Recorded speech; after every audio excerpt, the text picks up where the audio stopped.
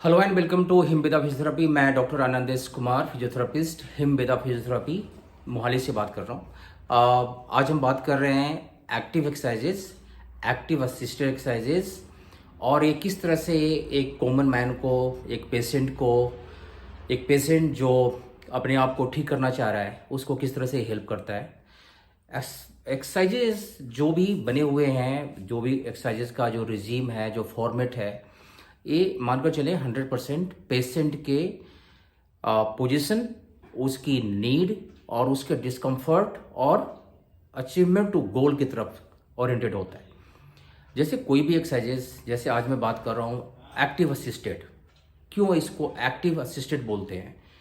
Active का सीधा सीधा सेंस होता है कि पेशेंट एक्सरसाइजेस अपने विल पावर से, अपने मसल्स के पावर से कर रहा है। जब भी मसल्स पावर क्रिएट होती है तो उसमें पेशेंट का खुद का एफर्ट होता है, ब्रेन का। ब्रेन की फंक्शनिंग जो है वो अपने आप में एक बहुत ही पॉजिटिव इम्पैक्ट डालती है होल बॉडी सिस्टम पर, मसल्स के ऊपर में, जॉइंट्स के ऊपर में, क्योंकि यहीं से सिस्टम आपका बॉडी का जो लिविंग का जो स्टैंडर्ड है उसको फॉलो करते हैं कि कोई भी चीज़ लिविंग है तो वो आपके कंट्रोल में है, और वो कंट्रोल जो है आपको एक मूवमेंट देता है, एक आपको थिंकिंग देता है। उन पेशेंट में जो पैरालिसिस के हैं, उन पेशेंट में जो पोस्ट ऑपरेटिव केसेस हैं, जिन्होंने ऑपरेशन करवाया और अभी उनको एक्सरसाइज की ज़रूरत है, उन केसेस में जिनको पैराप्लेजिक जिसको बोलते हैं कि कमर से नीचे बिल्कुल नहीं चल रहा या थोड़ी सी पावर आ रही है, अब पावर को कैसे बढ़ाएं, यहाँ पर एक्टिव असिस्टेड एक्सरसाइजेस का बड़ा ही इंपॉर्टेंट रोल है।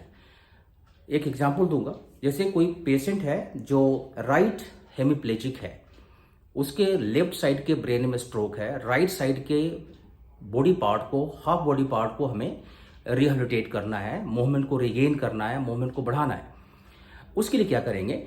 पेशेंट खुद तो एफर्ट लगाता है लेकिन अगेंस्ट ग्रेविटी या ग्रेविटी एलिमिनेटेड प्लेन में अपने मूवमेंट को पूरा नहीं कर पाता, तो हम बाहर से या तो मशीन के साथ में या फिर खुद से सपोर्ट के साथ में एक्सरसाइजेस करवाते हैं। इसको एक्टिव असिस्टेड एक्सरसाइजेस बोलते हैं।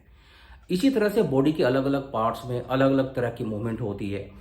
जहां भी हम मूवमेंट को असिस्ट करते हैं उसको हम असिस्टेड मूवमेंट करते हैं। जहां पर पेशेंट कोशिश कर रहा है, एक्टिव मूवमेंट करने की कोशिश कर रहा है और मूवमेंट पूरे रेंज ऑफ मोशन में, आरओएम में कंप्लीट नहीं हो रही, तो हमें बाहर से उसे हेल्प देना पड़ रहा है। इसको बोलते हैं active assisted exercises. Active exercise जो है, एक्टिव असिस्टेड एक्सरसाइजेज जो है, इसके पोजीशन अलग अलग हो सकते हैं। सुपाइन लेइंग पोजीशन हो सकता है, ग्रेविटी एलिमिनेटेड प्लेन हो सकता है, हाई सिटिंग पोजीशन हो सकता है, स्टैंडिंग पोजीशन हो सकता है। जब भी हम स्टार्ट करते हैं और किसी का मूवमेंट 1 पर है, फ्लिकर कॉन्ट्रैक्शन है, कॉन्ट्रैक्शन की मीन्स पेशेंट एक्टिव मूवमेंट करना चाह रहा है लेकिन वो मूवमेंट को पूरी तरह से परफॉर्म नहीं कर पा रहा, तो यहाँ पर हम बाहर से एक मामूली सा या छोटा सा हेल्प देंगे उसे, और वो स्टार्टिंग में ग्रेविटी एलिमिनेटेड प्लेन में देंगे, अगेंस्ट ग्रेविटी नहीं देते। ये स्टेप 1 हुआ। यहाँ से पेशेंट इंप्रूव हो जाता है और वो ग्रेड 2+ में चला जाता है या 3- में चला जाता है। मीन्स कि वो ग्रेविटी के अगेंस्ट में मूवमेंट करना चाह रहा है लेकिन उसका आरओएम कंप्लीट नहीं है, रेंज ऑफ मोशन कंप्लीट नहीं है, तो उसे हम अगेंस्ट ग्रेविटी में डालते हैं। साथ साथ में मूवमेंट परफॉर्म करने के लिए बोलते हैं एक्टिव मूवमेंट, और वहां पर हम असिस्ट करते हैं। इसे बोलते हैं एक्टिव असिस्टेड अगेंस्ट ग्रेविटी।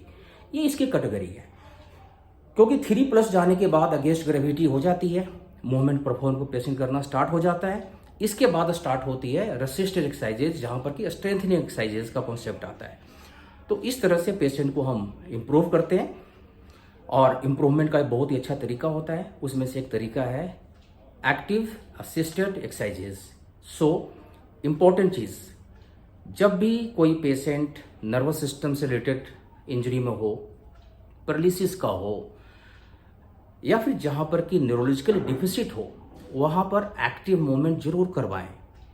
अगर एक्टिव मूवमेंट नहीं करवाएंगे तो उसके जो नर्वस सिस्टम है, उसका जो मस्कुलर सिस्टम है, दोनों में सिंक्रोनाइजेशन कॉम्बिनेशन नहीं बनता, सिंक्रोनाइज नहीं होता, क्योंकि नर्व के साथ में मसल्स जुड़े होते हैं।